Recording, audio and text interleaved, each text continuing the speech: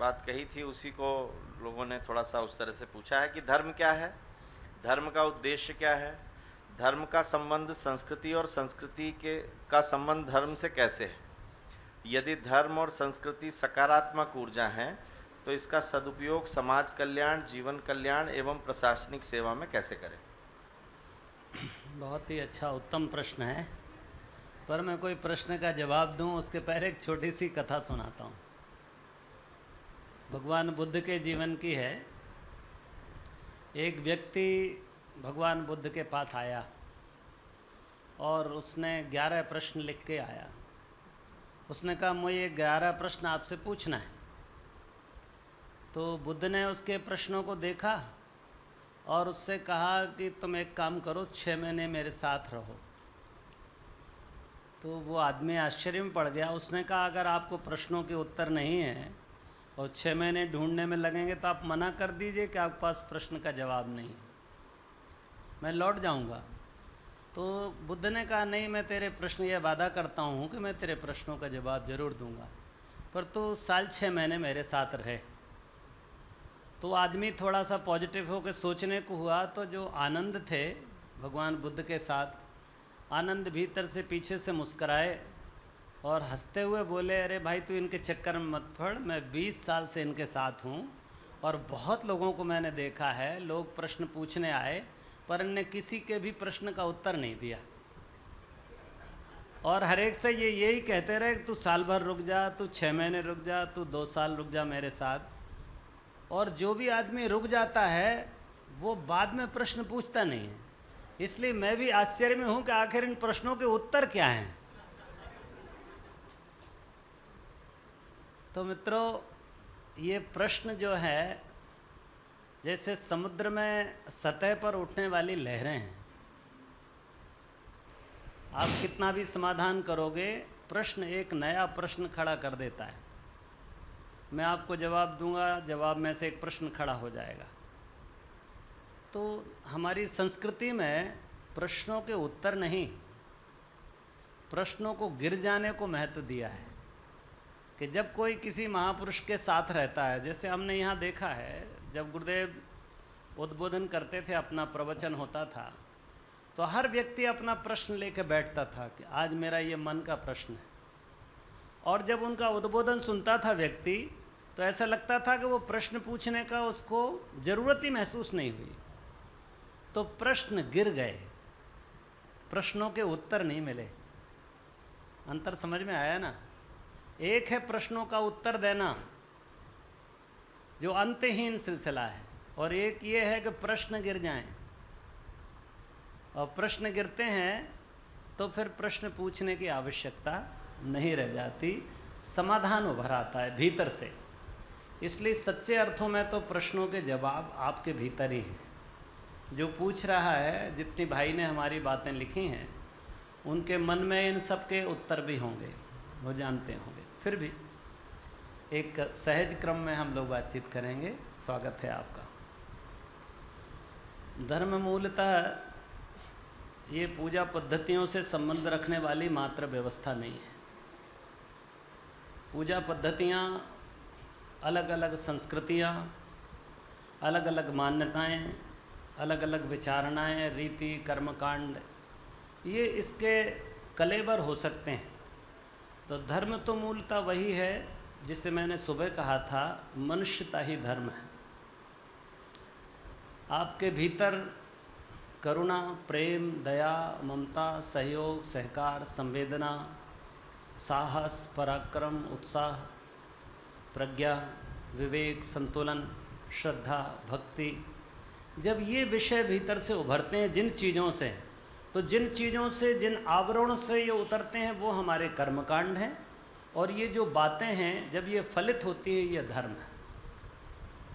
अब आपने पूछा कि इसको हम कॉर्पोरेट लाइफ में, अपने दैनंदिन जीवन में उपयोग कैसे करेंगे। तो मित्र, इसके बिना दैनंदिन जीवन चलता भी नहीं है। आप सुबह उठते हैं तो आप जिस परिवार में रहते हैं, ऋषियों ने एक अद्भुत व्यवस्था बनाई। ये परिवार हमारे इन धार्मिक सूत्रों के प्रयोग की प्रयोगशाला है। ठीक है? आप बच्चे से प्यार करते हैं, पत्नी से प्यार करते हैं, बच्चे को अपनी चीज़ देते हैं, तो प्यार का, प्रेम का संबंध विकसित होता है, त्याग का संबंध विकसित होता है, सहयोग सहकार का संबंध विकसित होता है, सहिष्णुता विकसित होती है कि मैं कष्ट सहकर बच्चे को, माँ एक तरफ सो जाती गीले में और बच्चे को सूखे में सुलाती। ये सहिष्णुता जो है, ये जो संवेदना है, ये संवेदना का अभ्यास परिवार में होता है।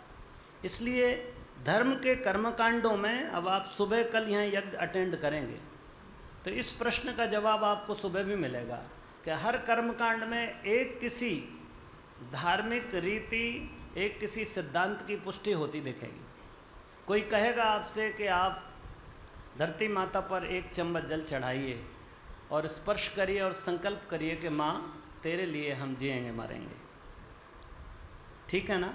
तो कर्मकांड उसका प्रशिक्षण का एक कलेवर है और धर्म मूलतः सिद्धांत है।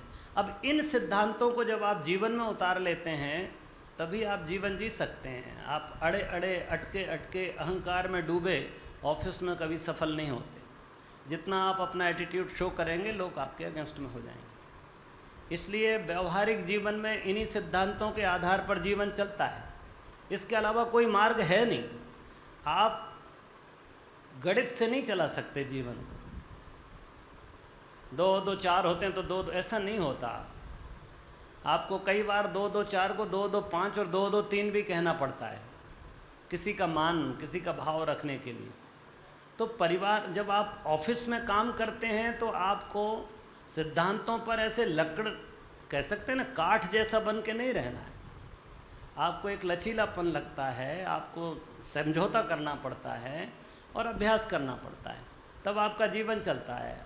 अब आपकी जो टेक्नोलॉजी वो तो कहती है मुस्कराइए और सेवा कीजिए, तो आप चेहरे पे 2 इंच मुस्कान रख के बैठे और भीतर आपके आग फिसल रही है, आप सेवा नहीं कर पाओगे, जो होगा गड़बड़ हो जाएगा।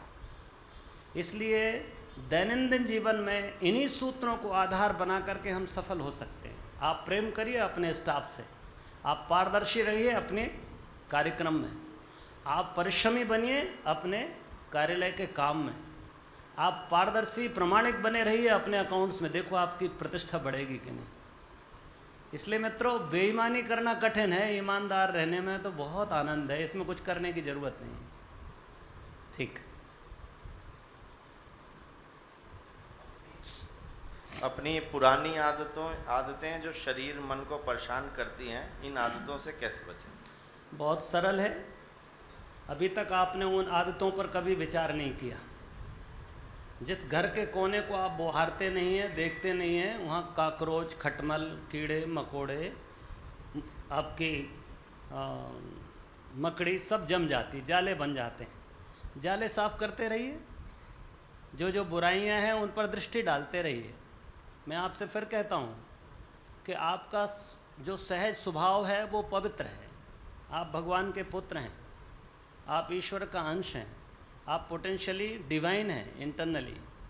तो आपकी डिविनिटी तो आपका स्वरूप है। अब जो स्वरूप बदल के दिख रहा है वो आवरण है, आप नहीं हैं। इसलिए अगर कोई दुष्प्रवृत्ति आप पर आ रही है तो उसका मतलब ये है कि उतनी जगह आप उस पर होशपूर्वक नहीं जीते। आपको क्रोध आए, आपसे प्रयोग करके देखिए। आपको गुस्सा आए और आप सोचो कि मैं गुस्सा कर रहा हूँ, आप कभी गुस्सा नहीं कर सकते। आप होश में रह करके गुस्सा नहीं कर सकते। इसलिए जब आप बेहोश हो जाते हो तब गुस्सा सवार होता है आप पर। फिर आप कहते हो पता नहीं मुझे क्या हो गया था एक क्षण के लिए, है ना। कोई आदमी मर्डरिस्ट नहीं है, पर एक क्षण के लिए गुस्सा आया, आदमी ने होश खोया और किसी का मर्डर कर दिया, आपने उसको अपराधी घोषित कर दिया, यद्यपि वो अपराधी नहीं है मूल रूप से। तो आपकी प्रवृत्ति तो मौलिक रूप से दिव्य है। अब जहाँ जिस दुर्गुण को आप देखना बंद कर देते हैं वो पनपने लगता है। तो आपको कोई भी आपके भीतर कोई भी दुष्प्रवृत्ति, कोई भी दुर्गुण जो विकसित हो रहा है उस पर आप निष्पक्ष होकर के दृष्टा बन जाओ। थोड़े दिन में आप पाएंगे उसकी आप हकीकत जान जाएंगे और आप उससे मुक्त हो जाएंगे। बिल्कुल नियमित रूप से करिएगा, हर कोने को बुहारिए। उपासना इसी का नाम है, साधना इसी का नाम है। गुरुदेव जो साधना कहते हैं तो वो कहते हैं उपासना ईश्वर की दिव्यता को प्राप्त करने की, और साधना में अपने जीवन के हर पक्ष को देखना, आहार विहार पर ध्यान देना, वार्तालाप पर ध्यान देना, आचार विचार पर ध्यान देना, क्रियाकलापों पर ध्यान देना, संबंध व्यवहारों पर ध्यान देना, तो आप पाएंगे कि जहाँ जहाँ त्रुटि हो रही होगी वो आपकी दृष्टि में आती जाएगी। और जैसे जैसे चीज़ें दृष्टि में आती हैं वैसे वैसे आप मुक्त होते हैं। ठीक। ये कहा जाता है जैसे कि अहम ब्रह्मास्मि या अहमात्मा ब्रह्म, तो ये ब्रह्म का क्या अर्थ है? क्या ये ब्रह्म वही है जो सृजन करता है या कोई और? देखो, भगवान की जो व्यवस्था है परमात्मा की, उसमें 3 धाराएं हमारे यहाँ ट्रिनिटी बोलते हैं। आपकी ईसाईयत में, हिंदुओं में हम त्रिदेव कहते हैं, ब्रह्मा विष्णु महेश। परमात्मा तो एक ही है, वो 3 धाराएं हैं, 3 अलग अलग कार्य हैं। जैसे आप देखते हैं इलेक्ट्रॉन, प्रोटॉन एंड न्यूट्रॉन किसी इकाई में, ऐसे ही हमारे यहाँ ये 3 धाराएं विकसित होती हैं। ये 3 धाराएं विकसित हैं तो 3 अलग अलग कार्य के लिए, इसलिए अकेला सृजन नहीं है, ध्वंस भी है और पालन भी है। इन सबको मिला के परमात्मा है। तो जो स्वरूप आपका है, चूंकि आप उसी एक अंश, उसी से विभक्त हुए हैं, इसलिए आपका स्वरूप मौलिक रूप से ब्रह्म का है। अब ये जो बात है, जब कोई अज्ञानी आदमी बिना अनुभव के इस बात को कहता है तो उसका जोर जो होता है, उसका दबाव जो होता है वो अहम पर होता है, मैं ब्रह्म हूँ, है ना। ये भाव विकसित होगा, अहम ब्रह्मास्मि। तो आदमी जिसको पता नहीं वो सोचता है कि मैं ब्रह्म हूँ, और जो जानता है उसका जोर होता है ब्रह्म पर। ठीक है। तो हमको जो स्वरूप हमारा है, ये माना कि हमको अभी पता नहीं है, परंतु ये हमारे हजार ऋषियों की शोध के उपरांत है। उनने जाना है, उनने समझा है। आप अभी भी पानी पीते हो तो कोई H2O का मिश्रण बना के नहीं पीते। आप एटम की बात करते हो तो आप प्रयोग नहीं करते, विखंडन नहीं करते। आप तो कहते हैं कि हाँ ऐसा हो सकता है, क्योंकि आप विज्ञान में भी विश्वास पे चलते हैं। हर चीज़ के लिए आप नया प्रयोग तो नहीं करते, जो एक बार प्रयोग हो गया उस प्रयोग को मान्यता देते हैं। ऐसे ही हमारे ऋषियों ने जिन सिद्धांतों को खोजा तो वो हजार लोगों ने खोजा, ऐसा नहीं किसी एक व्यक्ति ने खोजा। तो ये कहने वाले लोग अनंत लोग हैं। तो ये जो कहा जा रहा है वो भगवान के उसी रूप का स्मरण किया जा रहा है जो जगत का सृष्टा है, जगत का पालक है, जगत में जो कुछ भी गलत होता है उसका संहार करने वाला है, सुधारक है।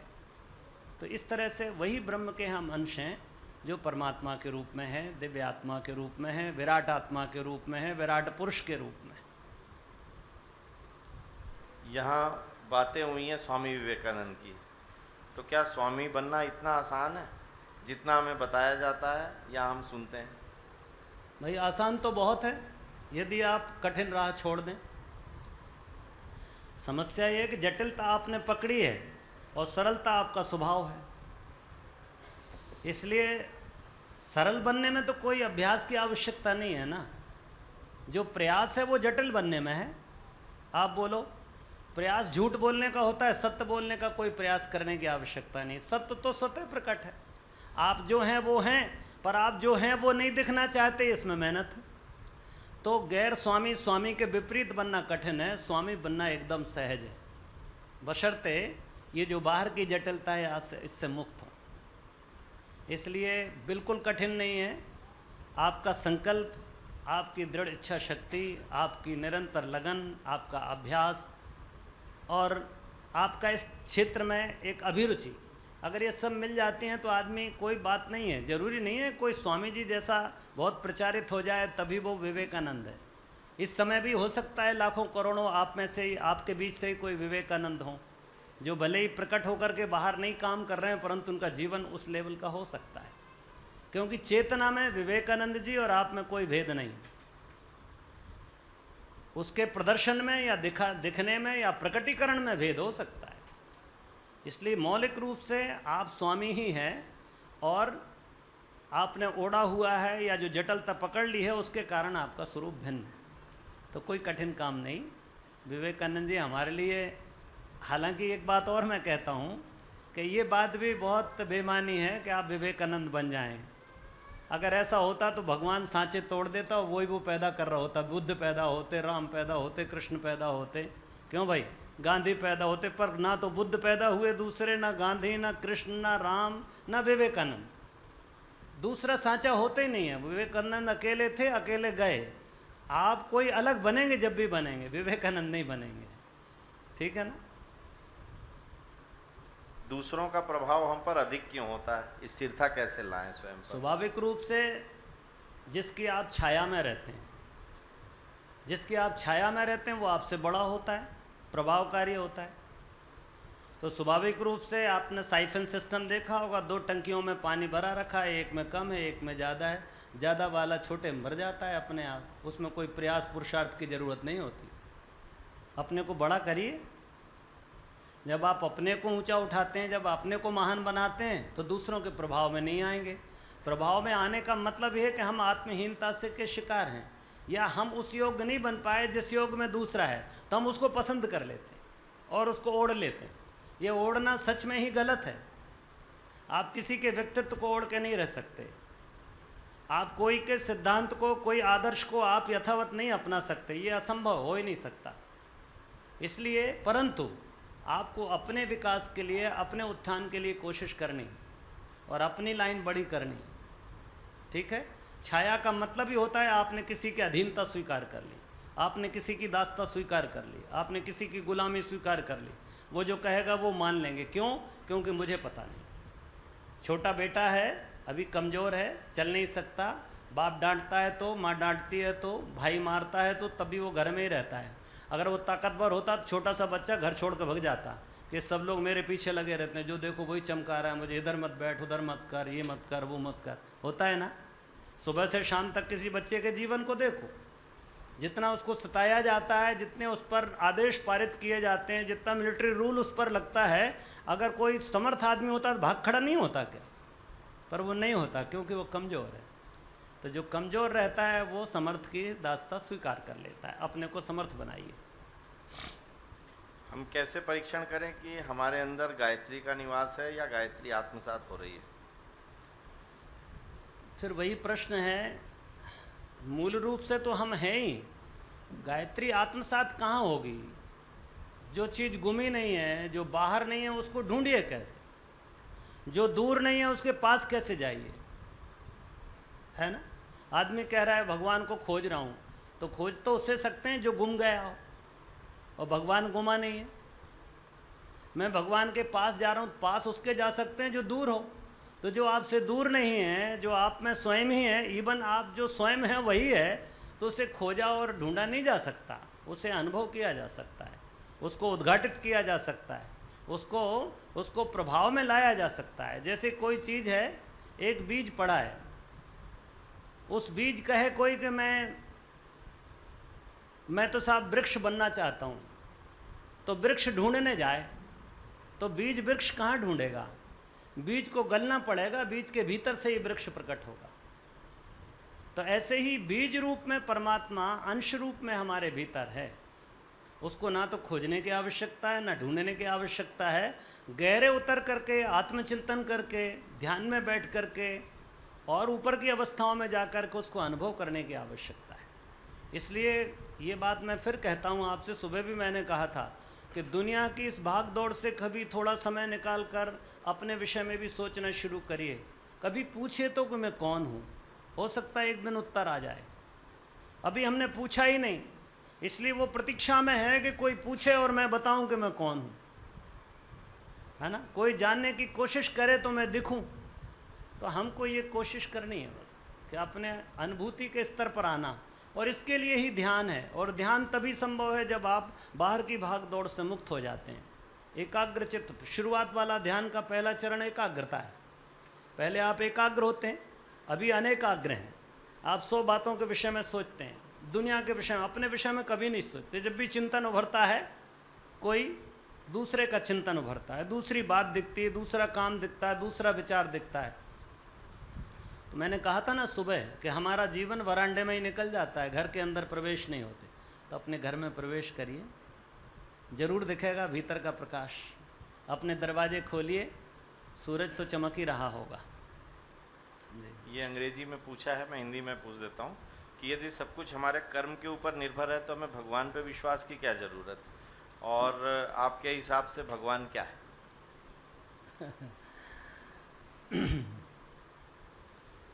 भाई स्वाभाविक है, बिना कर्म के तो कुछ संभव नहीं है ना। आप बिना काम किए हुए आप पड़े रहें, कोई आपके मुंह में आके खाना डाल जाएगा, ऐसा तो नहीं हो सकता ना। आपको हाथ पैर हिलाने पड़ेंगे, उसके बिना आपको भोजन नहीं मिलेगा। बच्चा पैदा होता है, बच्चा भी पुरुषार्थ करता है माँ का स्तन ढूंढने में, तब वो दूध पी पाता है। बिना पुरुषार्थ के तो कोई बात नहीं। माँ के पेट में बच्चा है, पूरी ताकत लगाता है बाहर आने को, तब बाहर निकल पाता है। बिना प्रयास के, बिना पुरुषार्थ के कुछ भी संभव नहीं। और भगवान ने कुछ ऐसी व्यवस्था बनाई है, परमात्मा ने, कि ये पुरुषार्थ को ही प्रकारांतर से लंबे समय के परिणाम के, जैसे आप एक बहुत छोटी पुस्तक है, बहुत बड़ा विषय पूछा है आपने, गुरुदेव का गहना कर्मणो गति करके एक पुस्तक है, उस पुस्तक को आप स्वाध्याय जरूर करिएगा। गहना कर्मणो गति, कर्म फल का सिद्धांत, तो आपको समझ में आ जाएगा भगवान की भूमिका क्या है, हमारी भूमिका क्या है। और फिर मैं कहता हूँ कि भगवान कोई बाहर नहीं है, भगवान आपके भीतर ही है। आप इस विराट व्यवस्था के एक अंग हैं, आप उससे अलग नहीं हैं। अगर चंद्रमा पर कोई धब्बा आता है, सूरज पर कोई चंद्र ग्रहण या धब्बा पड़ रहा है, तो उसका प्रभाव आपके जीवन पर भी होता है। आपने देखा होगा ज्वार भाटा आता है पूर्णिमा अमावस्या को, आप देखते हैं समुद्र लहरा उठता है, या तो ज्वार आएगा या भाटा आएगा। समुद्र प्रभावित हो रहा है किससे? चंद्रमा से। वनौषधियाँ प्रभावित हो रही हैं चंद्रमा से। हमारे मन के विषय में कहा जाता है मन प्रभावित होता है। अर्थात कहने का आशय ये है कि हम प्रत्येक चीज़ से जुड़े हुए हैं। आपने एक चींटी को मार दिया, एक कीड़े को मारा, आप सोचते हैं ये कीड़ा कोई काम का नहीं है, पर आप गलत फहमी में हैं। इस प्रकृति में, इस जगत में कोई भी चीज़ ऐसी नहीं है जो बेकार हो, हर एक का अपना रोल है, और उस रोल को आप कट कर देंगे तो उतने अंशों में आप प्रकृति से अलग हो जाते। एक घटना घटी थी यूएस में, उन्होंने देखा मधुमक्खियों का बहुत आतंक फैल रहा था, तो उन्होंने इंसेक्टिसाइड छिड़का और मधुमक्खियों को मार डाला। जिस साल मधुमक्खियों को मारा, दूसरे साल कोई फसल ही पैदा नहीं हुई, क्योंकि परागण ही नहीं हुआ, पॉलिनेशन नहीं हुआ। वो मक्खियाँ जो आपके लिए चुपचाप काम कर रही थी, आपको स्मरण ही नहीं था कि ये पौधों में बीज लगने के पीछे, फूल लगने के, खिलने के पीछे ये मधुमक्खियाँ हैं। तो कौन सी चीज़ कहाँ किस रूप में लगी हुई है, इस जगत का एक एक कण परस्पर संबद्ध है। यही इसकी विराटता है, यही इसकी व्यापकता है, यही जो कण कण में परमात्मा है ये है। इसलिए परमात्मा, भगवान जिसे आप कह रहे हैं, वो ऐसी व्यवस्था के रूप में है।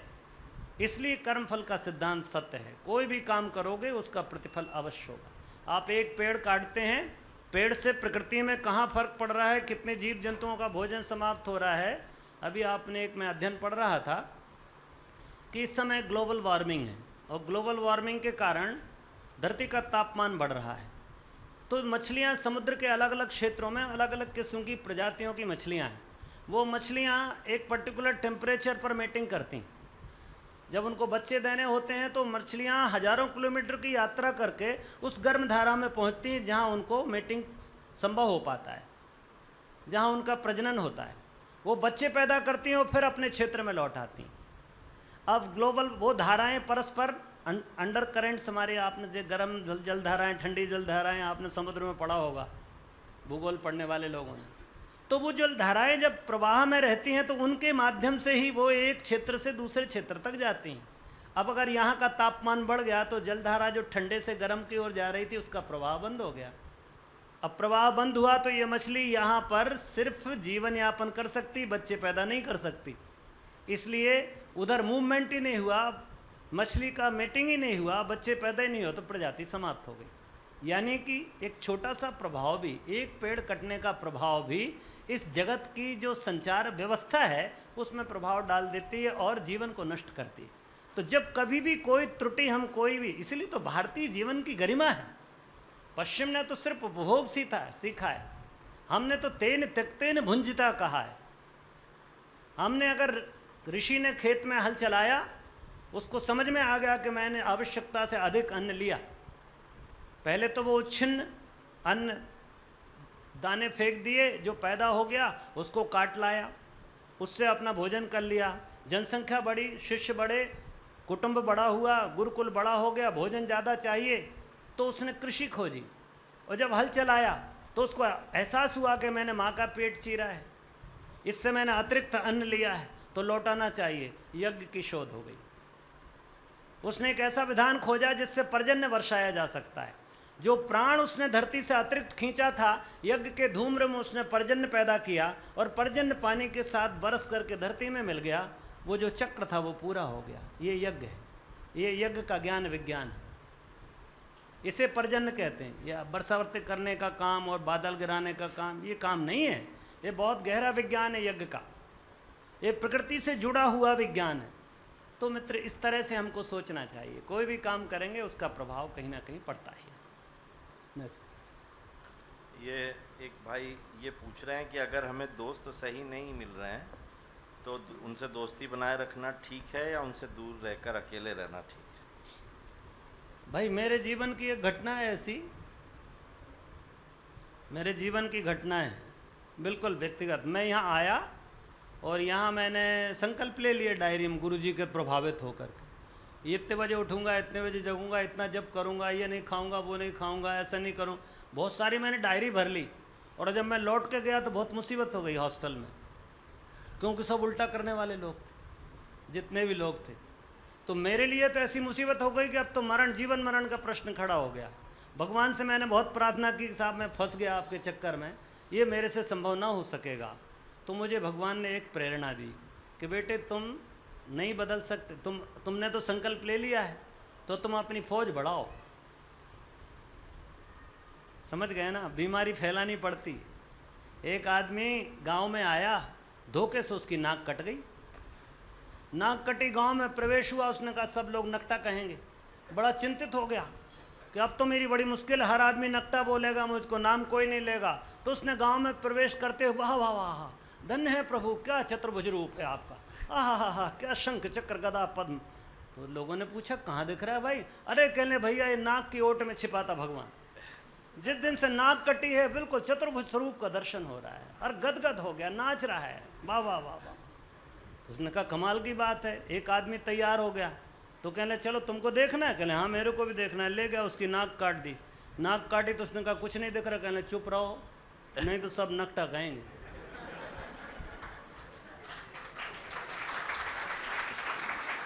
जब तक एक एक आदमी की नाक ना कट जाए तब तक चुप नहीं बैठने का। तो अपने दोस्त बढ़ाओ, समझ गए ना? ये छूत फैलाओ, ये अच्छी बात है। किसी का अहित नहीं कर रहे, किसी के कल्याण के लिए जा रहे हो। पूरे आत्मबल के साथ जाओ, पूरे गौरव के साथ जाओ, इस पवित्र भाव के साथ जाओ कि आप इसका कल्याण कर रहे हो। ठीक है? एक विद्यार्थी अपनी पढ़ाई और परिवार में चल रही समस्याओं में से अपनी पढ़ाई कैसे ध्यान लगाए? विद्यार्थी के लिए अच्छी डाइट, तो वो तो कल सुबह हो जाएगा। पढ़ाई में फोकस कैसे बनाए, क्योंकि बार बार ध्यान भटकता है और जीवन में चल रही समस्याओं में चला जाता है। मित्र, ऐसा है कि समस्याओं से कभी भी मनुष्य मुक्त नहीं है। सुबह आदमी मैंने देखा, लगभग इस भारतवर्ष में 20% लोग, चाहे युवा हों चाहे बूढ़े, सुबह से बहुत हैरान रहते हैं कि साहब मोशन नहीं आ रहा है। क्यों भाई? प्रेशर नहीं आ रहा है, चाय नहीं मिली। समस्या तो है ना, उठते सही है। आप कहो समस्या से मुक्त हो जाएंगे, समस्याओं से कभी मुक्त नहीं होंगे। कोई ना कोई संघर्ष जीवन में सदैव बनेगा। आप तेज चलेंगे तो हवा रोकेगी। क्यों भाई? बाहर निकलेंगे तो धूप लगेगी, पानी बरसेगा, तन भीगेगा। आप समस्या से मुक्त नहीं हो सकते। शादी हो जाएगी, वो अपनी मांग रखेगी, समस्या है ना? तो समस्या से मुक्त कभी नहीं है। बहनों की शादी होती, देवरानी जेठानी ननद बत्ती देने लगती, कभी मुक्ति नहीं है। आप इसको स्वीकार कर लो, टेकन एज ग्रांटेड, ये तो होना ही है। अब आप उससे कितने प्रभावित होते हैं इस पर ध्यान दो। मैं आपको बता रहा हूँ, कभी नीचे भी झांक करके देखना, उस आदमी को देखना जो तुमसे और ज़्यादा कठिन संघर्षमय जीवन जी रहा है। आपको लगेगा फिर भी संघर्ष कर रहा है। और जीवन के बहुत उदाहरण हैं ऐसे प्रकृति में। क्यों साहब? हमारे लाल बहादुर शास्त्री जी, पूर्व प्रधानमंत्री जी, उदाहरण हमारे सामने है। तैर करके जा करके कहीं गंगा पार कर रहे हैं, पढ़ने जा रहे हैं, पैसे नहीं है जेब में। स्वामी जी का उदाहरण है हमारे पास। कितने महामानवों का जीवन ऐसा है जिनने अत्यंत संघर्ष में स्ट्रीट लाइट के नीचे बैठ करके पढ़ रहा है आदमी, फिर भी अपनी पढ़ाई पूरी कर ली। तो तुम तो फिर भी भाग्यशाली हो कि ऐसा संघर्ष तो नहीं है। इसलिए मित्र, जो समस्याएं होती हैं वो समस्याएं होती नहीं हैं। आप किसी बात को कैसा सोचते हैं। आप अगर समस्या करके सोचते हैं तो समस्या है, और आप सोचो कि ये तो होता ही है, छोड़ो छोड़ो यार, तो आपके लिए समस्या नहीं है। भगवान कृष्ण ने भगवत गीता में कहा, सुख और दुख या समस्याएं और सुविधाएं ये परिस्थितियां नहीं हैं, दो मनस्थितियां हैं। आप अपने विचार शैली को इतना दृढ़ बनाओ कि आप उस समस्या को समस्या मत समझो, और कोई मार्ग नहीं है। आप इस पर बहस कर सकते हैं, मेरे से कैसे कैसे सोच लेंगे हम, वो आदमी हमको गाली दे रहा है तो आप उसका मर्डर कर दीजिए और बढ़ जाएगी, है और बढ़ जाएगी, समस्या बढ़ेगी, कम तो नहीं होगी। आपने भगवत उसमें बहुत सुंदर बात कही, महर्षि पतंजलि ने कहते हैं, बड़े वैज्ञानिक हैं वो, पूर्ण वैज्ञानिक हैं। वो बहुत सुंदर बात कहते हैं, मैत्री करुणा मुदितोपेक्षा, 4 सूत्र बताते हैं जीवन में निर्वाह के। बराबर के आदमी के साथ मित्रता, नीचे छोटे कमजोर आदमी के प्रति करुणा, बड़े आदमी के प्रति ऊंचे आदमी के प्रगति और हमसे बड़े आदमी के प्रति प्रगल्भता, प्रसन्नता, और जो दुष्ट हैं, जो नहीं मानते, उनकी उपेक्षा। तो कभी कभी आपको अपना सेटअप ठीक करना है। स्कूल जाते हो, गए हो बचपन में साइकिल से, रास्ते में चले, रास्ते में ही सब्जी वाला खड़ा है ठेला आड़ा करके, अब गली उतनी सी है और 7 बजे प्रार्थना है और आप निकले 6:45 बजे, उधर टांगे वाला खड़ा है, उधर दूध वाले ने बस अपनी गाड़ी फंसा रखी मोटरसाइकिल, तो क्या करोगे? इनको सबको, पुलिस इंस्पेक्टर को बुलाओ, ट्रैफिक वाले को, सबको अंदर करवाओ, करवा सकते हो, पर आपका स्कूल छूट जाएगा। तो क्या करते हो? इधर की गली में घुसे, उधर से कट मारे, इधर से कट मारे, और 7 बजे अब आपके पास ऑप्शन है, आप उनको जेल करवाइए या अपनी प्रेयर में शामिल होइए। ठीक बात है ना? हमको अपनी प्रेयर में शामिल होना है, बस यही विधान है। जीवन में लक्ष्य है, साधन भी है, मगर उसे पूरा करने में भटकाव बहुत है। थोड़ी सी विपरीत परिस्थितियां लक्ष्य से विमुख या दूर कर देती हैं। अपनी संकल्प शक्ति को कैसे बढ़ाएं? स्वाध्याय करिए, महापुरुषों के जीवन प्रसंग पढ़िए, अच्छा कुछ अध्ययन करने की आदत डालिए। सामान्य तौर से सब कुछ होते हुए भी एक संयोजन नहीं हो पाता, व्यवस्था बुद्धि का अभाव रहता है, मैनेजमेंट कौशल का अभाव है। तो अपनी मैनेजमेंट स्किल बढ़ाना है। अब वो अनुभव कहाँ से मिलेंगे? अरे रात हो गई है, लक्ष्मण को बाण लगा हुआ है, मृत्युशैया पर है। क्यों भाई? समस्या बड़ी है, पर समाधान है ना कहीं। साधन है, ऐसा नहीं है कि औषधि नहीं है, पर कहाँ है? हिमालय में। तो फिर आदमी का कौशल जगता है, अपनी व्यवस्था बुद्धि जगती है। जाओ पहले वैद्य को पकड़ के लाओ, रात में उठा लाया वैद्य हनुमान जी। उसने कहा ये औषधि चाहिए, यहाँ नहीं मिलती, हिमालय में मिलती है। तो समस्याएं तो होंगी ही, साधन भी हैं। आपका कौशल चाहिए नियोजन का। यदि आप कौशल विकसित कर लेंगे तो साधनों को और समस्याओं के बीच सामंजस्य बिठा पाएंगे और मुसीबतों से मुक्त हो जाएंगे। इसलिए थोड़ी सी समझदारी विकसित करने की ज़रूरत है। ये सूत्र कहाँ मिलेंगे? ये सूत्र मिलेंगे महापुरुषों के जीवन में। आप महापुरुष के जीवन को जी नहीं सकते, पर महापुरुष ने जो तकलीफ़ें या जो सूत्र या जो समाधान खोजे हैं, वो सूत्र आपके काम के हो सकते हैं, उनको आप प्रयोग कर सकते हैं। इसलिए स्वाध्याय करिए, आप धीरे से पाएंगे आपकी समस्याओं के समाधान, आप खोजने में स्वयं समर्थ हो जाएंगे। जीवन में 2 ऑप्शन हैं और दोनों ही जीवन बदलने वाले हैं, तो फैसला कैसे लें कि कौन सा ऑप्शन सही है? अगर दोनों ही बदलने वाले, जो मर्जी वो ले लूँ, इसमें कन्फ्यूजन क्या है? पर समस्या है कि बदलाव कैसा। आपने इतना ही लिख के छोड़ दिया, कौन सा बदलाव? मैंने सुबह भी कहा था, आप बढ़िया फेशियल कराइए, चमचमाते दमकते हुए तेजस्वी दिखाई दीजिए। आपने देखा नहीं हमारे यहाँ बाबा लोगों को ऐसे दमकता है चेहरा, मान लो बिल्कुल ब्रह्म तेज झलक रहा हो। क्षमा करना, ब्रह्म तेज नहीं, सुबह से घी पोत के आते हैं, ब्रह्म तेज नहीं है। सुबह से मसाज हो रही है, फेशियल हो रहा है बाबा लोगों को, आप सोचते हैं ब्रह्म तेज झलक रहा है। इसलिए बदलाव कैसा, एक दिखावटी है और एक आंतरिक है। जो आंतरिक बदलाव की ओर प्रेरित करता है वो काम करिए। बाहर बदलाव में बहुत इंटरेस्ट लेने की आवश्यकता नहीं मित्रों। बाहर का बदलाव करोगे तो बहरूपीय दिखोगे, और अंदर का बदलाव होगे तो महामानव बनोगे। इसलिए आंतरिक बदलाव की कोशिश करें। इसमें एक करियर और एक संबंध से संबंधित प्रश्न है। पहले करियर वाला, मेरे एग्ज़ाम में नंबर कम आने लगे हैं, बुरे बुरे अब ख्याल आते हैं, नींद भी नहीं आती, समाधान बताइए। सबसे पहले तो मैं आपसे कहता हूँ, ये जो हीनता है ना, इसको उतार फेंको, एक दृढ़ विश्वास जगाओ।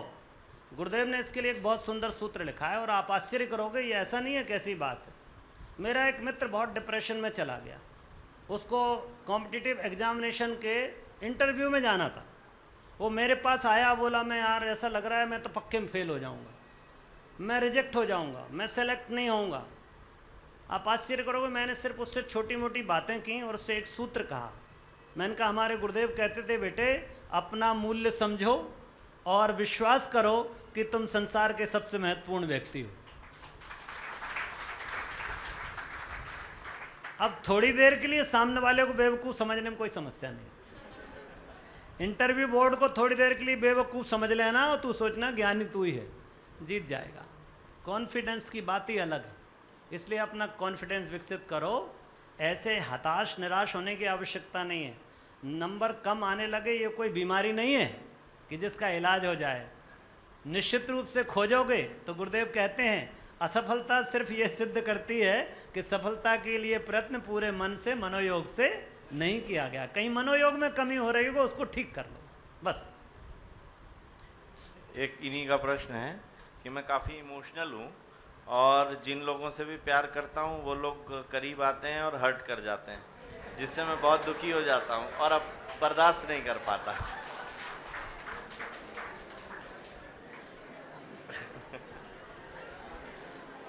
अब यह असफलता का एक कारण यही है। हो सकता है नंबर इसी के मारे कम आ रहे हो। पर भैया तुम्हारी जनरेशन जो है ना, इसमें तो उसके कितने ब्रेकअप हुए ये बड़ी क्रेडिट जुड़ी जाती है। क्यों भाई, आप इमोशनल हैं, किसी से भी अटैचमेंट हो जाता है, फिर ब्रेकअप हो जाता है। तो आजकल तो ये उसमें आपके हो सकता है कल के दिन आप जो अपना इंटरव्यू के लिए क्या बनाते हैं, हाँ सीवी बनाते हैं ना, उसमें वो पूछा जाए आपके कितने ब्रेकअप हुए। ऐसा है, बहुत अच्छी बात है आप इमोशनल, दिस इज गुड, अभिनंदनीय, परंतु विवेक शून्यता नहीं होनी चाहिए। गुरुदेव कहते हैं, आप वहाँ देख रहे हो, वहाँ दो देवता खड़े हैं। वो कहते थे बेटे 21वीं शताब्दी के दो देवता हैं, एक सजल श्रद्धा, इमोशनल होना, और एक है प्रखर प्रज्ञा। ध्यान रखना, दोनों का समन्वय चाहिए जीवन में। प्रज्ञा भी चाहिए, संतुलन भी चाहिए, श्रद्धा भी चाहिए और संतुलन और विवेक चाहिए।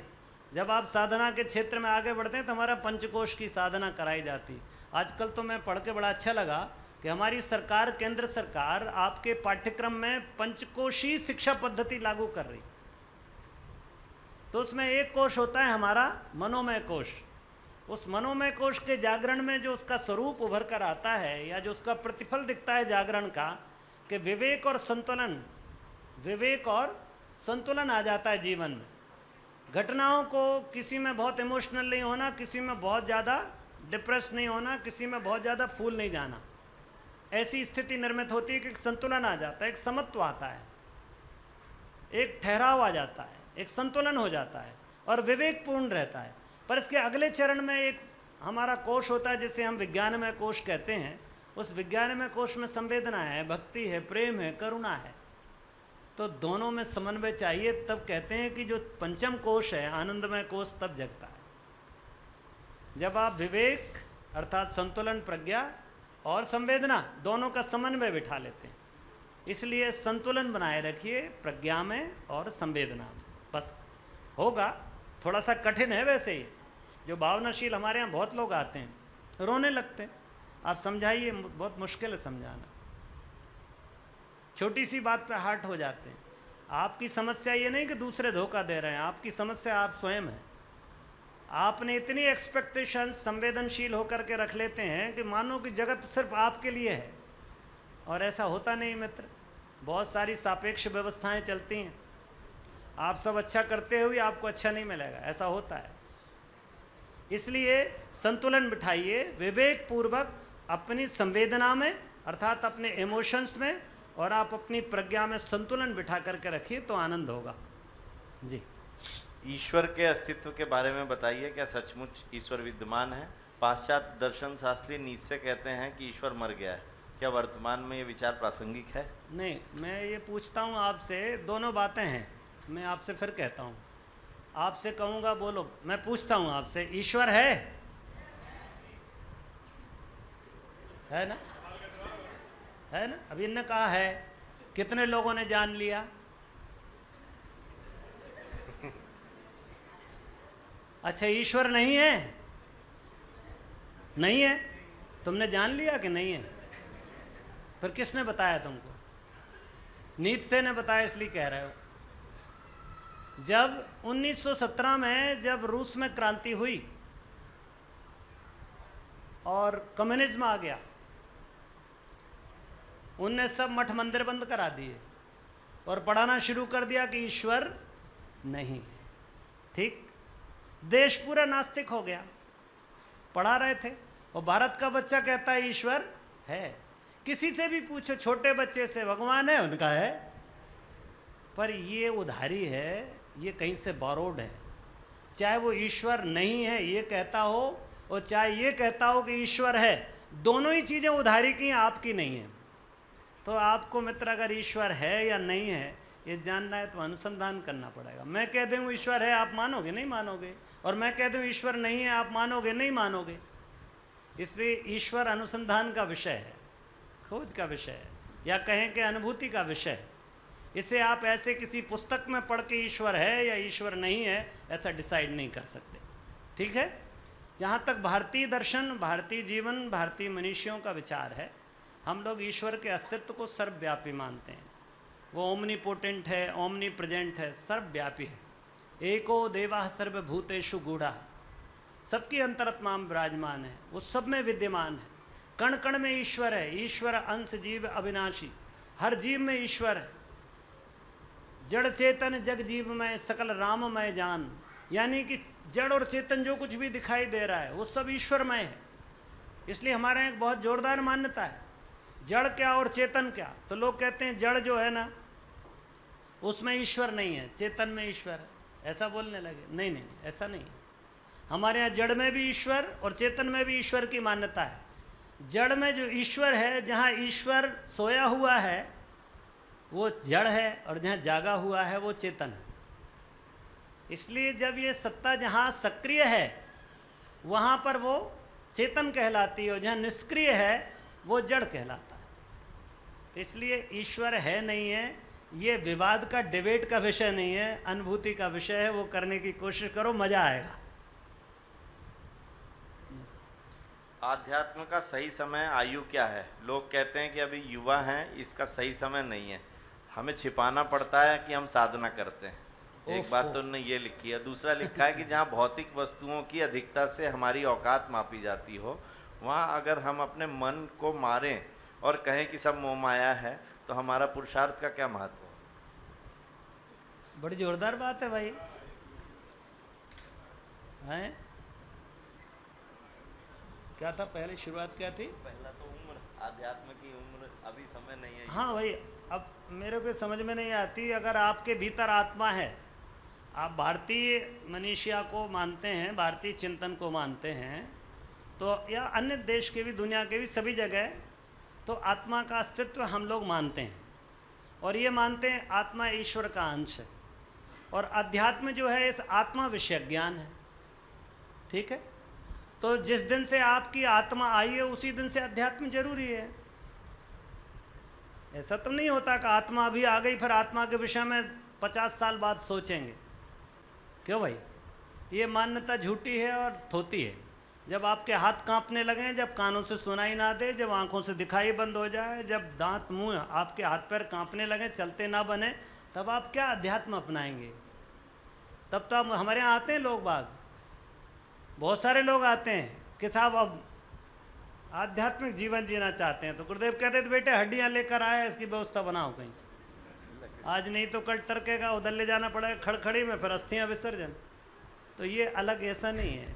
हमारे यहाँ आपको स्मरण हो, शंकराचार्य जी मात्र 8 वर्ष की अवस्था में संन्यास्त हो गए, 4 वर्ष की अवस्था में घर छोड़ दिया था। जब समझ हो जाए, जब बोध हो जाए, तब से ही उम्र है अध्यात्म की। और अध्यात्म तब तक शुरू नहीं होता जब तक आपको बोध नहीं हो रहा है। इसलिए जिस दिन आपके मन में ये विचार आ जाए कि अपने विषय में जानना चाहिए, वही उम्र आपकी अध्यात्म में प्रवेश की है, नंबर 1। नंबर 2, जहाँ भौतिक वस्तुओं की अधिकता से औकात नापी जाती हो, हाँ। वहाँ अपने मन को मार के सब मोह माया बोल दें तो फिर नहीं तो आपसे कौन मना करता है? हमारे यहाँ तो मन ही नहीं कहा कि आप साधन सुविधाएं इकट्ठी मत करिए। ये मोह माया है नहीं है, ये कहने वालों की यथार्थ बताऊं, ये जितने बाबा लोग यहाँ बैठे हैं ना, वहाँ घर से जब भगे थे तो उनका 1 कमरे का मकान था, ज़्यादा से ज़्यादा 2 कमरे का रहा होगा, अब 20 कमरे का आश्रम है। तो माया छूटी के बड़ी। वहाँ 1 बीवी और 2 बच्चों को छोड़ के आए थे, अब यहाँ 50 चेलियाँ और 100 चेले हैं। माया बड़ी कि छोटी? वहाँ तो 200 रुपये की, 1000 रुपये, 2000 रुपये की नौकरी थी, अब यहाँ लाखों करोड़ों रुपए का व्यापार है। तो माया छूटी कि बड़ी? वहाँ कोई जानता पहचानता नहीं था, अब यहाँ स्वामी महामंडलेश्वर कहला रहे हैं, जय जयकार हो रही है। माया छूटी कि बड़ी? इसलिए ये जो पैसे से इसका कोई लेना देना नहीं है, ठीक है। हमारे यहाँ बात सिर्फ इतनी है कि जो साधन इकट्ठे करने पे पीछे आपका भाव है, आप ऐसा ना हो कि साधन आप पर सवार हो जाए। आप साधन पर सवार रहिए और सोने की चिड़िया कहलाइए, कोई समस्या नहीं। समझ गए ना आप? धन धान्य संपत्ति मकान जायदाद खूब कमाइए, पर ऐसा ना हो कि ये जायदाद मकान धन संपत्ति कार घोड़ा गाड़ी आपके ऊपर सवार हो जाए। पहले ऐसा कहा जाता था कि एक आदमी था, उसकी सुविधा के लिए 4 सामान थे। अभी परिभाषा बदल गई, अब 4 सामान है, उनकी देखरेख के लिए 1 आदमी है घर में।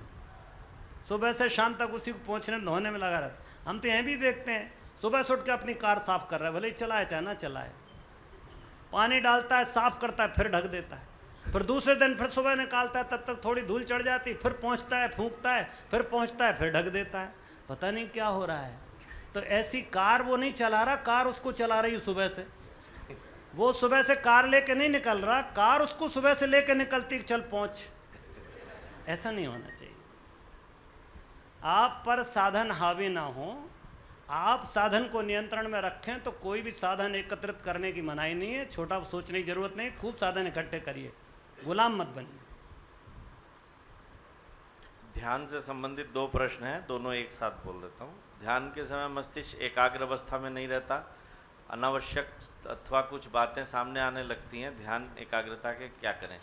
ध्यान करते समय मन में आने वाले डिफरेंट थॉट से कैसे बचें, क्योंकि ध्यान तो होता ही नहीं, केवल विचार होकर रह जाता है। देखो ध्यान क्या है, ध्यान मूलतः धीरे धीरे पहले तो अभ्यास है। मैंने आपसे कहा था शुरू में ही अभी कि पहली स्थिति जो होती है, पहली स्टेज एकाग्रता की है। तो आप कैसे कंसंट्रेट हों, इस पर फोकस करना है। तो आपने देखा होगा हमारे यहाँ मूर्ति पूजा का विधान बना, चित्र का विधान आया, गायत्री माता की मूर्ति बनाई। तो ध्यान के क्रम में ऐसा बताते हैं कि पहले आप पूरा समग्र रूप माता जी का देखो, उसका ध्यान करो, फिर थोड़ी देर नेत्र बंद कर लो, फिर एक इमेजिनेशन करो, तो फिर दोबारा आँख खोल लो, फिर उसको देख लो, फिर धीरे से छोटे होते जाओ, फिर देखा सिर्फ माता जी के चेहरे पर ध्यान कर रहे हैं, फिर आंख बंद कर लिए, चेहरे का ध्यान जब सध जाए तो फिर माता जी की मानो एक आंख को देख रहे हैं, या माता जी के मुकुट की किसी मणि पर अपना ध्यान लगा दिए। धीरे धीरे धीरे धीरे एकाग्रता की ओर अभ्यास करना। तो भगवान कृष्ण ने भी कहा है कि मन बहुत चंचल है, परंतु वैराग्य और अभ्यास से ये सधता है। तो वैराग्य का मतलब क्या है? वैराग्य का मतलब है जो जगत में आपका इंटरेस्ट है उससे, और अभ्यास से मतलब है निरंतर कोशिश। दो चीज़ें चाहिए। अब आपको मन की एक गति है, मन मक्खी जैसा है, ठीक है ना? जहाँ मिठाई दिखेगी वहाँ बैठेगी उड़ के, ठीक? मन वहीं जाएगा जिसमें आपका इंटरेस्ट है। अगर आप देखे होंगे कभी, बहुत ध्यानस्थ आदमी का दृश्य बताता हूँ मैं आप। किसी टीनेज को देखिए, बच्चे को, जिनमें परस्पर कुछ चल रहा हो, गुटर पुटर, आप देखो दोनों परम ध्यानी होते हैं। घर वाले पूछ रहे हैं कहाँ है, खोए हुए हैं, एक दूसरे की शक्ल आंखों से हटती नहीं है। नज़ारे हम क्या देखें, है ना? एकाग्र है, एकाग्रता है, बिल्कुल ध्यानस्थ है। पर ये ध्यान नहीं है, ये एकाग्रता है, ठीक? परंतु शुरुआती काम आपको ऐसे ही करना पड़ेगा कि धीरे धीरे अब आपका इंटरेस्ट, चूंकि उनमें परस्पर इंटरेस्ट है इसलिए उस पर जा रहा है। आपका इंटरेस्ट कहाँ है? आपने कहा मेरा गायत्री माता मेरी इष्ट है, पर क्षमा करना, गायत्री माता अभी इष्ट बनी नहीं है। इष्ट है आपकी पढ़ाई में कैसे नंबर अच्छे आएँ। क्यों भाई? तो गायत्री माता आपके लिए टीचर से ज़्यादा कुछ अच्छी नहीं है। मैं कैसे स्वस्थ हो जाऊं, तो गायत्री माता एक एजेंसी है हेल्थ देने की, हॉस्पिटल। मेरा एक्सीडेंट ना हो तो मानो कि गायत्री माता कोई सिक्योरिटी है आपके लिए। तो आपका इष्ट गायत्री माता नहीं है, आपके इष्ट तो कुछ अलग अलग आपने तय कर रखे हैं। इष्ट माने मोस्ट वांटेड, जिसको आप सबसे ज़्यादा चाहते हो। तो एक बार जब आप जिस चीज़ को करना चाहते हो उस पर पूरा इंटरेस्ट जमा दोगे तो ध्यान भटकने का कोई कारण ही नहीं है मित्र। यदि आपको लगता है कि मेरे को अपने चक्र जगाना है या मुझे ध्यानस्थ होना है, तो मैं कहता हूँ कि आपकी सारी संकल्प शक्ति और सारा प्रयास, सारा पुरुषार्थ, रोम रोम आपके कोश कोश की ऊर्जा निकल करके, प्राण निकल करके उसमें घुस जाता है, और तब जा करके आप सिद्ध होते हो, तब आप फलित होते हो। सारा खेल इसमें है कि आपकी एफर्ट कितनी है, आपकी एकाग्रता कितनी है।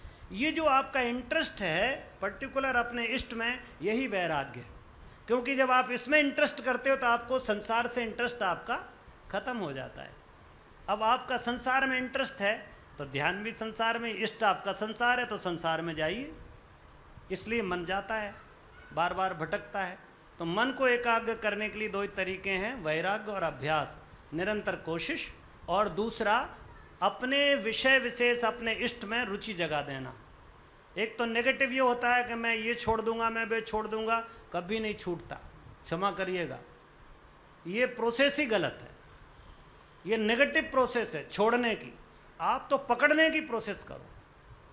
समझ गए ना आप नेगेटिव प्रोसेस मत अपनाइए, आप पॉजिटिव प्रोसेस लीजिए। आपको क्या करना है उसको सोचिए, क्या नहीं करना है इसमें एनर्जी खर्च मत करिए। इसलिए अपने विषय में जिस पर आप ध्यान केंद्रित करते हैं, जो आप चिंतन लेके चलते हैं, मानिए कि आत्मा के ज्ञान पर, तो आप उसमें अपना इंटरेस्ट पूरा जगाओ, उससे संबंधित लिटरेचर पढ़ो, उससे संबंधित बातचीत करो, उसके ज्ञाता लोगों से उनके संपर्क में आओ, तब जा कर के आपको उस तरफ आपकी दृष्टि बढ़ेगी। जी। कॉन्शियस माइंड और सबकॉन्शियस माइंड को अध्यात्म में क्या कहा गया है?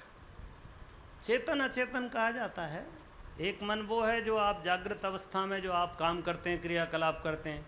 एक मन वो है जब आप सो जाते हो तो आपको सम्राट बनाता है। सपना आया, रात को सम्राट बन गए, हैं, हर राजे महाराजे बन गया, सेवा हो रही है और ये चल रहा है। नींद खुल गई, फिर बैठे हुए फकीर के फकीर। तो एक वो है जो सब कॉन्शियस माइंड है, जिसे आप अचेतन कहते हैं, जो हमारे जैसे आप बैठे हैं, मैं नहीं सोच रहा कि मेरा दिल चले, पर दिल चल रहा है ना। मैं नहीं सोचता मेरी पलक झपके, पर पलक झपक रही है ना। मैं नहीं सोचता कि मेरा भोजन पचे, पर भोजन पच रहा है ना। तो ये जो अनैच्छिक क्रियाएं हैं, ये जो कर रहा है कोई सजगता से, ये मेरा अचेतन है जो सब चीज़ के प्रति सजग है। और एक मेरा चेतन है जिससे मैं बाहरी क्रियाएं करता हूँ, सोचता हूँ, विचारता हूँ, दौड़ता हूँ, भागता हूँ। तो इसका और बहुत विस्तार है, खैर इस पर एक अलग विषय है ये। जी। गायत्री तीर्थ में हिंदू धर्म की ओर झुकाव है। यदि कोई दूसरे धर्म का या नास्तिक व्यक्ति आए तो वो यहाँ पर आराधना साधना कैसे करे? पहली बात तो नास्तिक का आदमी आराधना साधना नहीं करेगा, नंबर वन। और दूसरे धर्म का आदमी आए अपनी इबादत करे, कोई समस्या नहीं है। यहाँ कई बार हुआ है, आप आश्चर्य करेंगे, यहीं पास के ही रामपुर के आसपास के एक इस्लाम धर्म के समर्थक आते थे गुरुजी से मिलने। तो अगर उनकी नमाज का टाइम होता था तो गुरुजी कहते थे बेटे मेरे कक्ष में ही तू पढ़ ले। भगवान की इबादत छोटे रूप में नहीं सोचना चाहिए। ये धर्म के दायरे में रख कर के पूजा पाठ की बात ठीक नहीं। भगवान तो सबके लिए सर्वत्र सब जगह सुलभ है। आपकी जानने की, समझने की, उसको पाने की प्रक्रिया अलग हो सकती है, अनुभव करने की मेरी अलग हो सकती है। मैं तो कहता हूँ हिंदू धर्म में ही आप देखोगे तो कम से कम 1000 विभाग हैं। आप देख लो, अड़ोस पड़ोस में ही आप देख लो, कोई शाक्त है, कोई शैव है, कोई वैष्णव है, कोई फलाना है, कोई ढिमका है। कितने पथ मत परंपराएं हैं, इसलिए अलग अलग पंथ हैं। पर सबके विषय में हमारे वेद ने एक घोषणा करके बात खत्म कर दी। उसने कहा, बहुत सुंदर बात कही, उन्हें कहा एकम सद्विप्रा बहुधा वदन्ति। वो एक ही है, उसको अलग अलग भावों से लोग पूछते हैं, अलग अलग लोग अलग अलग तरह कहते हैं। इसलिए शांति कुंज में जहाँ तक है, एक बहुत सुंदर गीत गाते हैं। शांति कुंज जो है युग निर्माण का मंदिर है, आता है यहाँ हर मत वाला। हिंदू समझो, मुस्लिम समझो, मंदिर समझो, मस्जिद समझो, गिरजा समझो या गुरुद्वारा, यह युग निर्माण का मंदिर है, आता है यहाँ मत वाला, हर मत वाला। ये जो शांति कुंज है ना, ये युग निर्माण का केंद्र है, धर्म की केंद्र की बात नहीं है। ये पंथ परंपरा नहीं है कि गायत्री वाले आजकल लोग कहने लगे, क्योंकि हम लोग भी ऐसी कोशिश करते हैं। ये गायत्री वाला मामला गड़बड़ है, ये तो युग निर्माण है, इसका सही नाम तो जगत के कल्याण के लिए, मनुष्यता के विकास के लिए है। आप यहाँ के सूत्र देखो, अगर हमने ये बात कही होती तो हम लोग उपासना पद्धतियों में कुछ अलग बात करते थे। गुरुदेव ने क्या कहा, 3 सूत्र कहे, व्यक्ति निर्माण, परिवार निर्माण और समाज निर्माण, या प्रकारांतर से राष्ट्र और युग निर्माण, विश्व निर्माण। इसलिए यहाँ वो विषय ही नहीं है, यहाँ तो व्यक्ति निर्माण की बात करो। अब आप इबादत से करते हो तो, पूजा से करते हो तो, प्रेयर से करते हो तो, यज्ञ से करते हो तो, जप से करते हो तो, ध्यान से करते हो तो, किसी से भी करिए, व्यक्ति निर्मित करिए। गुरु जी का फोकस है व्यक्ति निर्माण पर। परिवार निर्माण पर व्यक्ति कहाँ बनेगा, तो परिवार टकसाल है। गुरुदेव कहते थे बेटे परिवार प्रयोगशाला है और माँ साइंटिस्ट है इसकी। परिवार एक पाठशाला है और माँ इसकी गुरुकुल की आचार्य है। इसलिए परिवार में ही नर रत्न पैदा होंगे, महामानव जन्मेंगे। तो परिवार निर्माण करो, और परिवार और व्यक्ति निर्माण करके जो छोटी इकाइयाँ ऐसी हैं, इनसे विश्व और जगत और समाज निर्माण का काम होगा। इसलिए यहाँ ये विषय ही नहीं है जो आप चर्चा कर रहे हैं ना, ये यहाँ का विषय नहीं। यहाँ बात है आप व्यक्ति निर्माण करिए। आप मुसलमान हैं, अच्छे मुसलमान बन जाइए। समस्या यही है, आदमी मुसलमान कह रहा है पर वो अच्छा मुसलमान नहीं बनना चाहता। वो 26 आयतें पढ़ता है जिनमें गर्दन काटने का है। दूसरी बात कहाँ कहता है, अरे आप अच्छे बने रहिए ना। हिंदू अपनी बात करेगा, नहीं तुम 40 पढ़ोगे तो सही, और नहीं तो मान लो हम तुम्हारी गर्दन काट देंगे। क्यों भाई, हनुमान 40 पढ़ेंगे तुम्हारे यहाँ। तो ये बातें जो है, यहाँ ऐसी कोई बात नहीं है। आप क्या पढ़ रहे हैं, अब यहाँ आते हैं, कोई हनुमान 40 पढ़ता है, कोई गायत्री 40, शिव जी का 40, कोई शंकर जी का। अब हमारे यहाँ भी कोई कम झंझट थोड़ी है। सोमवार की देवी, शनिवार की देवी, मंगलवार की देवी, बुधवार की व्रत और शुक्रवार का व्रत और गुरुवार का व्रत, न जाने कितनी झंझटें हैं। इसलिए इन चीज़ों में पढ़ना नहीं है। व्यक्ति निर्माण, परिवार निर्माण और समाज निर्माण, ऐसा युग निर्माण का मंदिर है ये। कहा जाता है कि भाग्य में जो लिखा होता है वही होता है, फिर एक जगह ये लिखा जाता है कि कर्म से किस्मत बनती है। कौन सा वाला विचार सही? दोनों बातें तो सही है भाई। कर्म करोगे तो किस्मत, किस्मत माने भाग्य, पर भाग्य में जो लिखा है वही तो हो। इसमें गलत क्या है? जो आपके भाग्य में लिखा है वही होगा, पर वो भाग्य बना काहे से? आपके कर्म से। ठीक, तो प्रधान रूप से कर्म ही प्रेरक है, कर्म ही प्रमुख है। कर्म प्रधान विश्व करि राखा। कर्म प्रधान है, उससे भाग्य बनेगा, प्रारब्ध बनेगा, परिणाम आएंगे। तो आप फूल खिला तो आप कहेंगे फूल खिलना सही है कि ये बीज बोना सही है? अरे भाई बीज बोओगे तो फूल खिलेगा, पेड़ निकलेगा, अंकुर निकलेगा, बीज लगे, उसमें पौधा बढ़ेगा, पत्ते लगेंगे, परिणाम में फूल खिलेगा। तो ये जो फूल खिल रहा है ये परिणाम है। बाकी पहले पुरुषार्थ है, बीज गला, बीज ने पानी खाद लिया, उसने अपना पुरुषार्थ किया, भीतर से अंकुर निकाला, पेड़ बन गया। ऐसा ही है ये। विद्यार्थी जीवन कैसा होना चाहिए?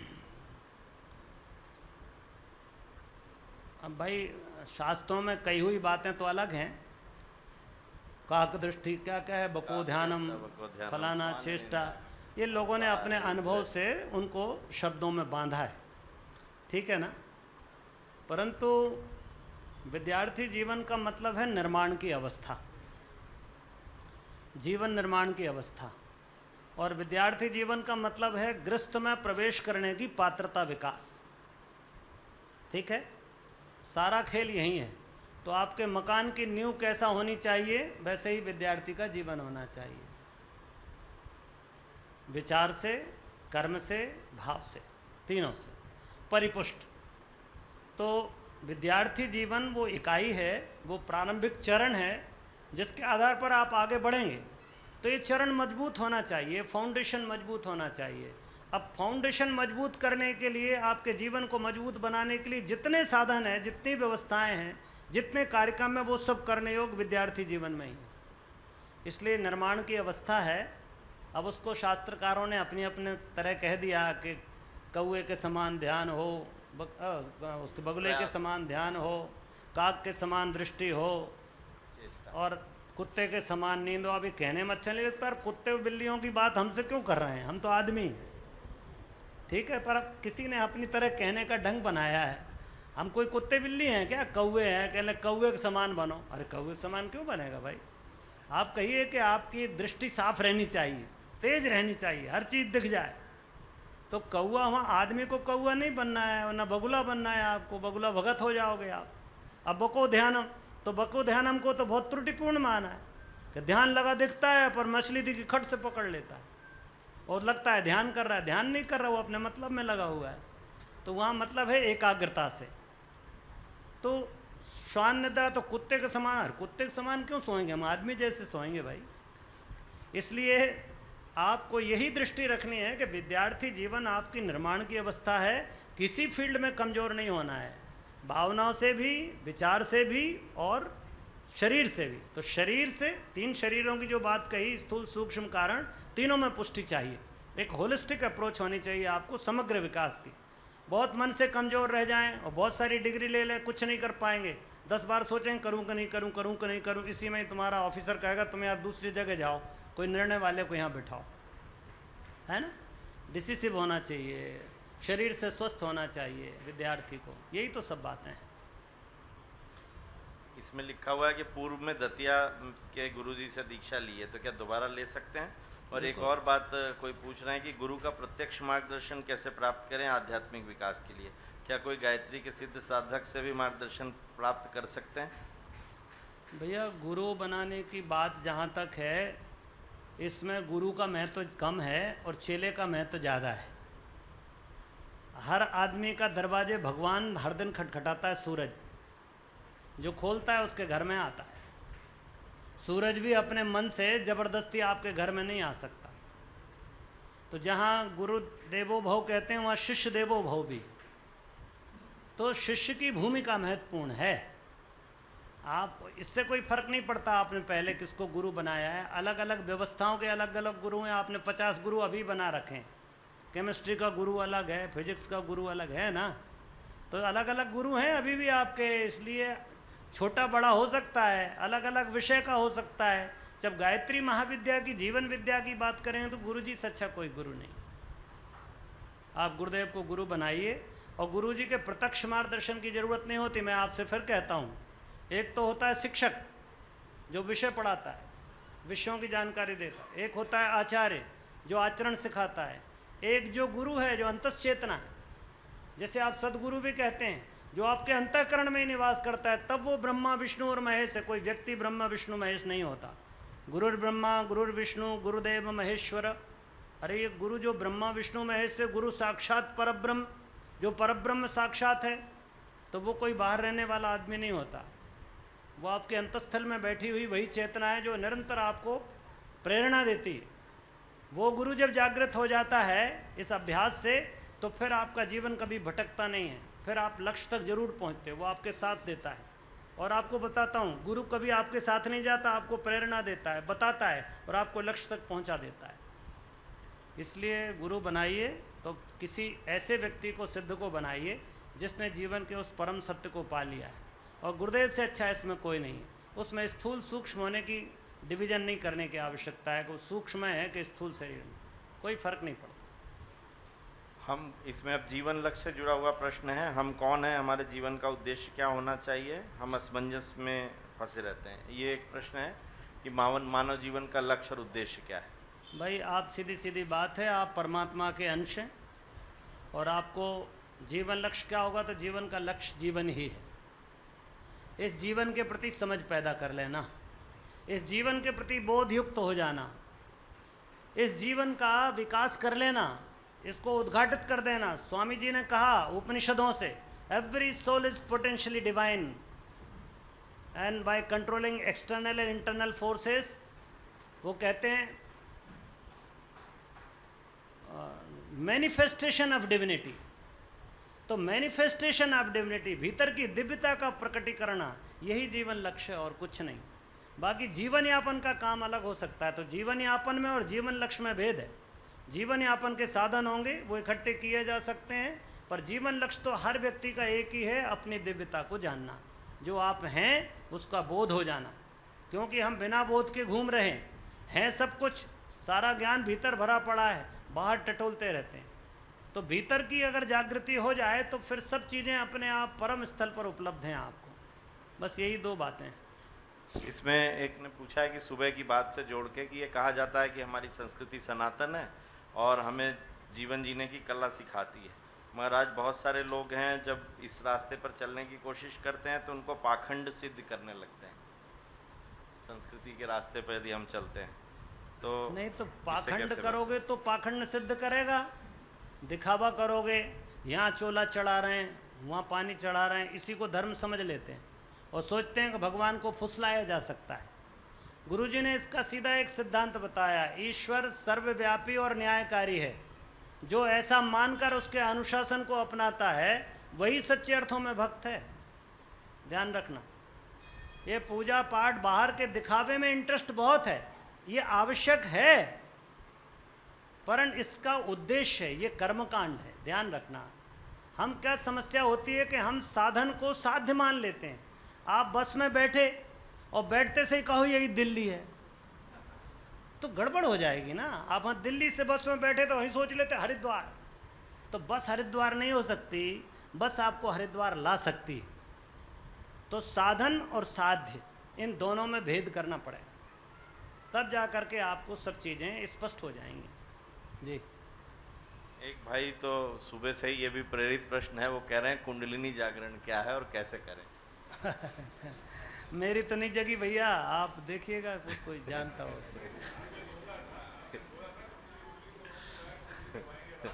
हाँ हाँ, मेरे ख्याल से मैं ऐसा सोचता हूँ, जैसे एक आदमी ने आके पूछा कि साहब शक्तिपात कर दो, तो गुरुजी ने कहा कि अभी हाल विस्फोट हो जाए, फ्यूज हो जाएगा। इस बल्ब में अभी जितनी धारा विद्युत की बह रही है, 11,000 वोल्ट बहाए तो बिजली फट जाएगी, अभी आग लग जाएगी, लगेगी कि नहीं।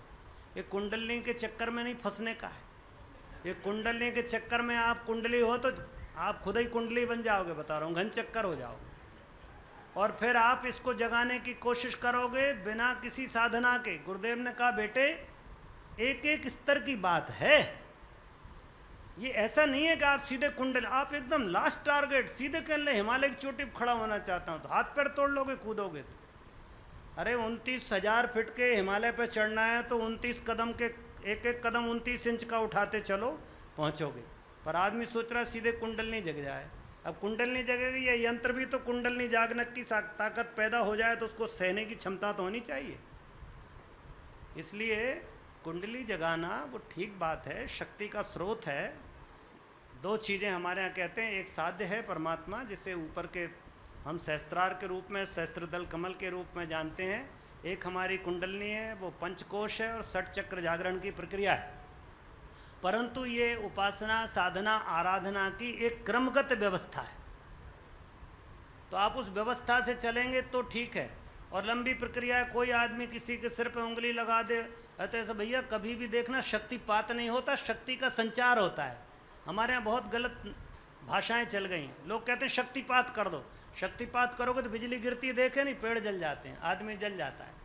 शक्तिपात उसे कहते हैं। शक्तिपात नहीं, शक्ति का संचार, वो यहाँ की ध्यान की प्रक्रिया में होता है। करते रहिए, धीरे धीरे आपको रास्ता मिलते जाएगा। परंतु जो महर्षि पतंजलि ने अष्टांग योग बताया है, उस प्रक्रिया पे चलना पड़ेगा।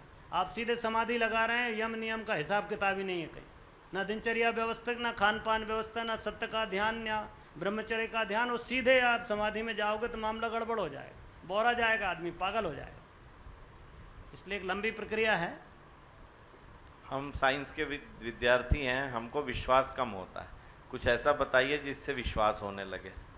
और विद्यार्थी जीवन में अध्यात्म कितना जरूरी है। और अंतिम प्रश्न इन्होंने पूछा है कि शांति कुंज का उद्देश्य क्या है।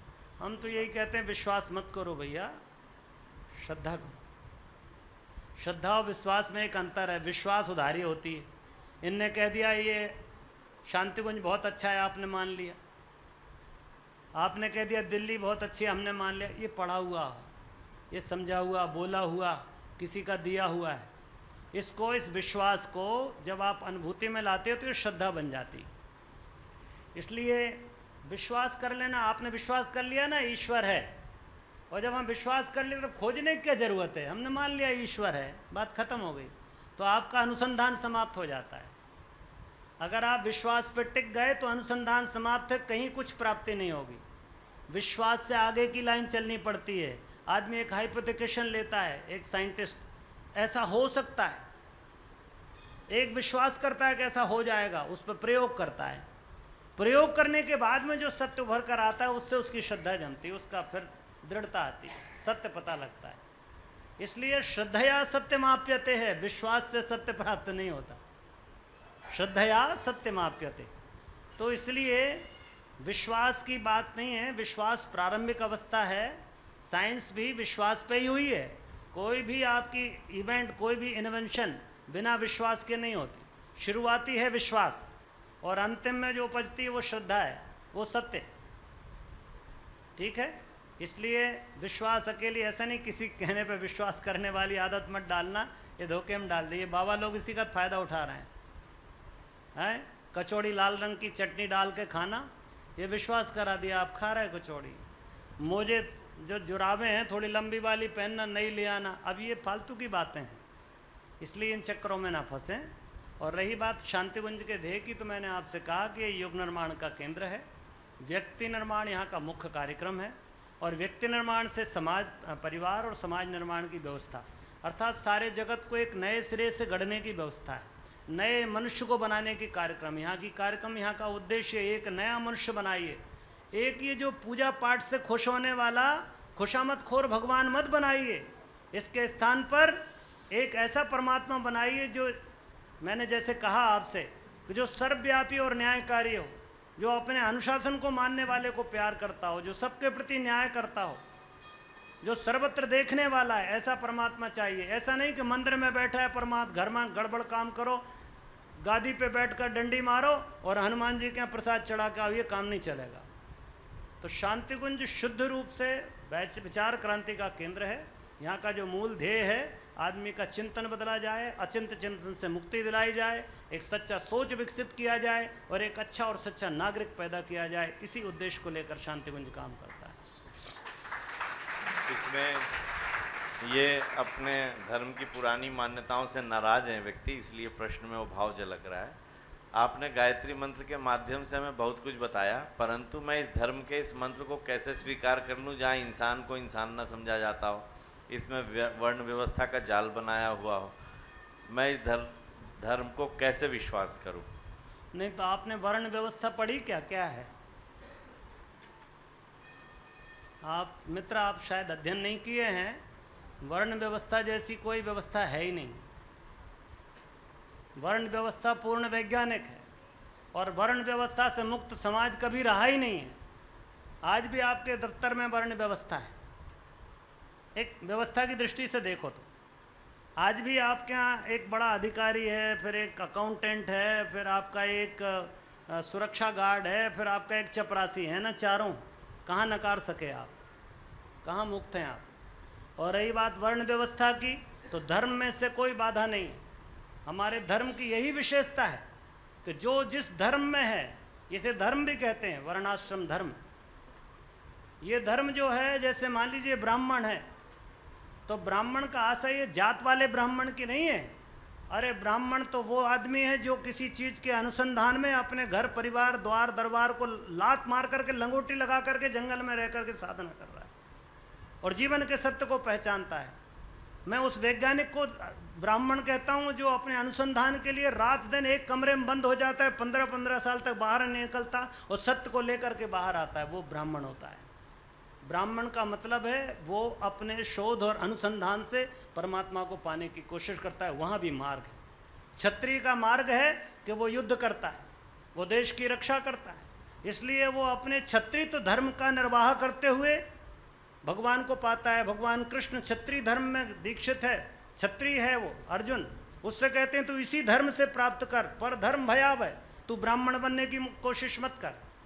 अर्जुन कह रहा था कि मैं तो साहब सब ये फलाना है ढिमका है, उनको धर्म की बातें बता रहा था, सिद्धांत और अनुशासन बता रहा था। उन्होंने कहा तू व्यर्थ के चक्कर में मत फंस, तू चूंकि जात से या तू अपने चिंतन से, अपने विचार से, अपनी व्यवस्था से तू क्षत्रिय है, इसलिए क्षत्रिय का धर्म निभा और ईश्वर को प्राप्त कर, अंतिम लक्ष्य को प्राप्त कर। वैश्य अपने मार्ग से करता है और शूद्र सेवा से करता है। मित्रों, किसी गुरुजी के पैर दबाने से गुरुजी को कुछ नहीं है, वो शूद्र पैर दबा करके भगवान को पा रहा है। आपने सुना होगा, हमारे ऐसे अनेक उदाहरण मिलते हैं। इसलिए वर्ण व्यवस्था को पढ़िए, भारतीय दर्शन और चिंतन को, भारतीय वांग्मय को पढ़िए, फिर विचार करिए। ये जो कुछ लोग जो उल्टे सिर वाले लोग हैं, पैर वाले लोग हैं, इनकी बातें मत मानिए। कुछ भी बकवास करते हैं जिनने कुछ अध्ययन नहीं किया। आप वर्ण व्यवस्था को पढ़ोगे तो मनु महाराज के आप कायल हो जाओगे। और उन बातों को छोड़ो, वो तो प्रक्षेपण है कि इसके कान में वो डलवा दो। अरे जो आदमी कहता हो कि सारा जगत में ब्रह्म है, वो किसी के कान में शीशा पिघला करके डाल देगा, ये प्रक्षेपण है मित्रों, ये बीच के एडल्ट्रेशन है या मिलावट है। इसलिए अभी बड़े अनुसंधान करने की आवश्यकता है वर्ण व्यवस्था पर, आश्रम व्यवस्था पर। आप देखो तो ऋषियों की वर्ण आश्रम व्यवस्था, जीवन को 4 भागों में विभक्त करके जीना, समाज को 4 व्यवस्था की दृष्टि से विभाजन करना, व्यवस्था की दृष्टि से, ध्यान रखना, जाति और जन्म की दृष्टि से नहीं है वो। इसलिए बड़ी इसमें डिबेट हो सकती है। ये समय अभी कम है, मेरे को भी जाना है। आप अलग से कभी मिलें, आइएगा। इसमें माता पिता के लिए लिखा है कि ईश्वर कौन है। अगर सृजनकर्ता को हम ईश्वर मानते हैं तो हमको मंदिर और इधर मस्जिद और इन सब जगह जाने से अच्छा है हम अपने माता पिता की पूजा करें। बहुत सुंदर है, करके देखिए, जरूर मिलेगा। लोगों ने पाया है, पर ये कहने के लिए बात नहीं होना चाहिए। ना इधर के रहे ना उधर के, ऐसी स्थिति ना हो। माता पिता की तो दूसरी बार पूछ ले पिताजी कि कहाँ जा रहा है, तो गुस्सा होकर के 2 उल्टे जवाब देते हो कि दिखाई नहीं दे रहा है, स्कूल जा रहा हूँ। तो ये कहने के लिए अच्छी बात हो सकती है, पर जिस दिन माता पिता को भगवान मान लोगे, उसी दिन भगवान वही माता पिता में, उन्हीं के चरणों में प्रकट हो जाएगा। उस लेवल की बात होना चाहिए। मंदिर और मस्जिद जाने नहीं जाने का कोई प्रश्न नहीं है। मैं आपसे फिर कहता हूँ, अपने विचार को साफ रखो। मंदिर और मस्जिद जाने और नहीं जाने का विषय नहीं है। जाने पर भी अगर वहाँ आपको भगवान नहीं दिखता है तो नहीं जाना अच्छा है, और नहीं जाने पर भी आपको भगवान दिखता है तो नहीं जाना अच्छा है। इसलिए मूल बात तो आप पर है, आप वहाँ क्या देख पाते हो। अरे आदमी श्रद्धा से प्रतिमा में भी भगवान, पत्थर में भगवान देखता है, और अगर भगवान भी खड़ा हो जाए तो आदमी को विश्वास नहीं होता। तो दोनों बातें हैं। Be born again.